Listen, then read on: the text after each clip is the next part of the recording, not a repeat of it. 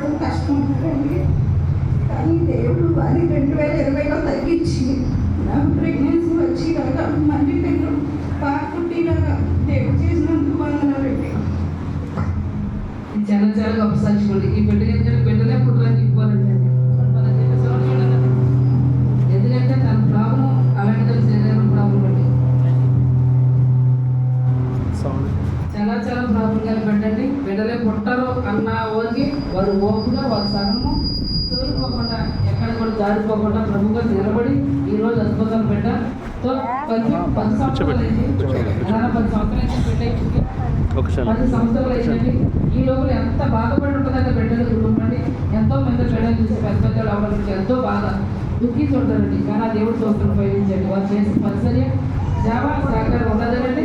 ఈరోజు అద్భుతంగా ఆనందం సంతోషం పెట్టించి ఉన్నారండి.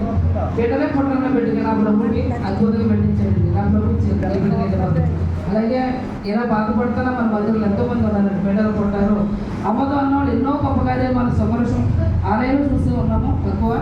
అయితే పోల్పిల్లలు చాలా చాలా మనం చూసామండి. ఎన్నో అద్భుతాలు పిల్లలు పుట్టారు అన్న వాళ్ళు ఎంతో దూరం తీసుకొచ్చిన వారండి. పిల్లల పొద్దుకొని అద్భుతమైన సాక్ష్యాలు చెప్పుకుని వారు ఉన్నారు. అది కార్యం మాత్రం ప్రభుదండి, ప్రార్థన మాత్రము మాట్లాడి. ఎందుకంటే మనకేమీ తెలియదండి. నిజమైన ప్రభు తెలుసుకుని రుచి చూసి వచ్చిన వారు అండి. మనం ఎన్ని నెలలు ఎన్ని అపవాలు వేసినా కూడా అవన్నీ కూడా ఆ ప్రభు మోస్తూ పాలని కూడా అద్భుతంగా ఆ ప్రభు కృపతో మనం అందరం నింపుకుంటూ నడిపించుకుంటూ వెళ్తున్నా.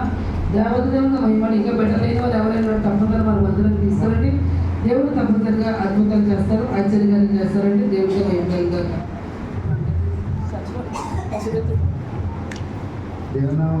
దేవనామం వందనాలు. అమ్మగారికి అయ్యగారికి పల్లి అన్నయ్య గారికి వందనాలు. ఇప్పుడు వచ్చింది అంతగా వందనాలు. ఈ సాక్ష్యం అయితే కనుక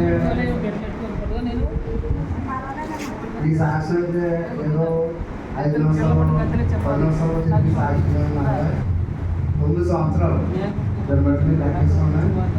అలా దేవుడు మన జీవితంలో ఎంత గొప్ప కార్యం చేసేదంటే మనకి నిజంగా ఫస్ట్ మ్యారేజ్ ఆకుందే చేస్తున్నాను అలా కొట్టాడు. కానీ నేను ఒకటేనన్నా అప్పుడు ఫోన్లో అన్నమాట, మనకు దేవుడు ఎంతాడో అన్నాను. నా దగ్గర ఉన్న సాక్ష్యం అలాగనే కాదు. నిజంగా దేవుడు ఎలా చేశాడంటే మేము ఎన్నో హాస్పిటల్ తిరిగాడు. హాస్పిటల్కి ఏం చెప్పమని చూడండి. ఇండియన్ హాస్పిటల్లో ఇండియన్లో మల్లేశ్వరి హాస్పిటల్లో గిఫ్ట్ హాస్పిటల్లో మన పవై ఇక్కడ మిస్సమ్ హాస్పిటల్లో నోడూరులో కొంటారు కదా ఆయన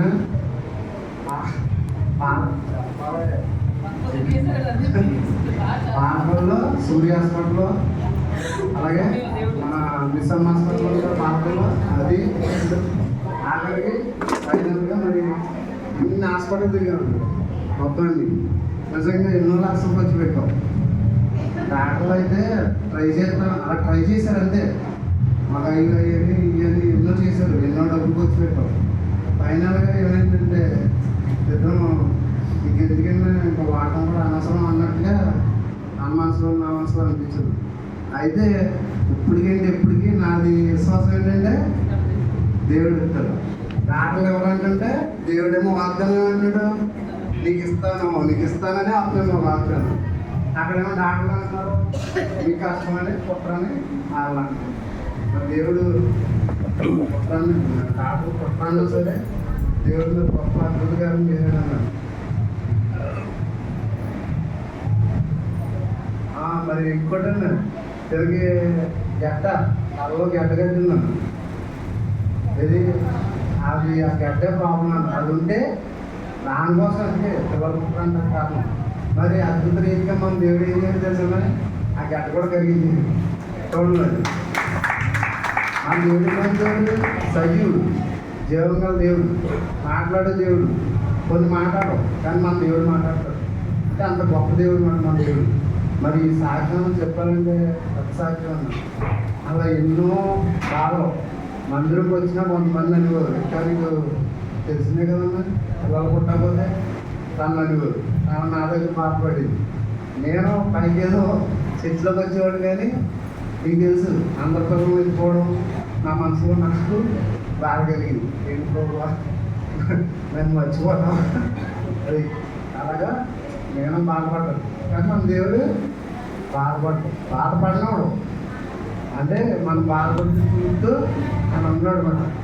ఇప్పుడు పెద్ద వయసులో ఉన్నారు, చిన్న పిల్లలు ఉన్నారు. దేవుడి విషయంలో ఏంటి, చిన్న పిల్లలు చిన్నగా చూద్దామని, వయసు అయిపోయిన వాళ్ళని వయసుగా చూద్దామని దేవుడు మన దేవుడు కాదు. పెద్దోళ్ళైనా ఆయన దృష్టిలో చిన్నపిల్లలు. అదే మనం బాధపడితే ఆయన చూస్తూ ఉండలేడు.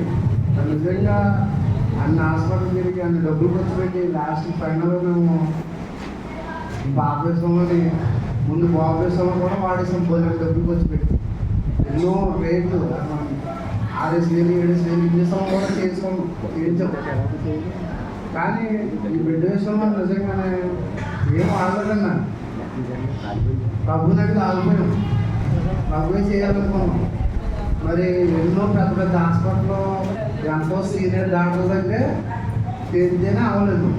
నిజంగా ఉండప్పాలంటే మీరు అన్నం చాలామంది ఏమంటారు అది చిన్న హాస్పిటలే, కానీ వైద్యం దేవుడి దయవల్ల మరి అక్కడ ఆయన దేవుడి కృప వల్ల మన దైవజన భారతీయులు కూడా డాడీగా అడిగాడు, ఇలాగా ఉండప్పర్ హాస్పిటల్లో మేడం గారు చూస్తున్నారని చూపించబడ్డారా అని అడిగారు.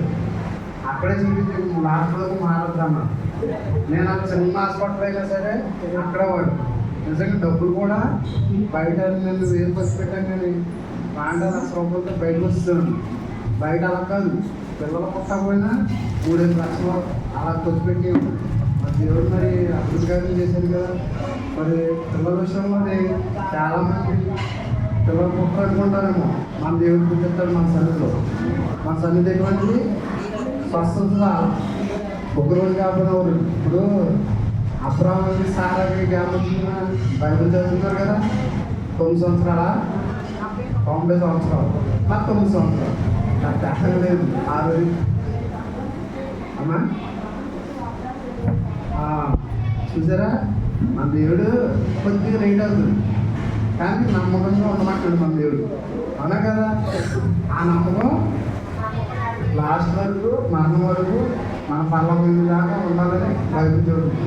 మరి సాక్ష్యం దేవుడు దించింది కాక మళ్ళీ తీసుకెళ్దాం. మళ్ళీ వెళ్ళగా మన సంఘంలో చెప్పుకుందాం సాక్ష్యం. ఓకేనా?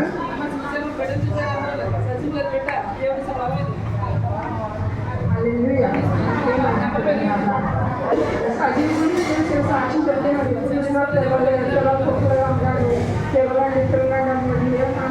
ధైర్యంగా ఉండి మీకేమో లేదు చెప్తాను. ఏ డాక్టర్ ఏది కాదన్నప్పుడు కళ్ళన్నారు అన్నట్టు మాట్లాడుతుంది. ఏది ఎప్పటికీ అంతగానో ట్రై చేసుకుంటాడు. అప్పుడు మాత్రం ధైర్యంగా వచ్చాను చెప్పారు. ప్రభు ఎంతగానో మన నాకు రోడ్డు మీద నప్పించారు. కీర్తనలో 27 అధ్యాయం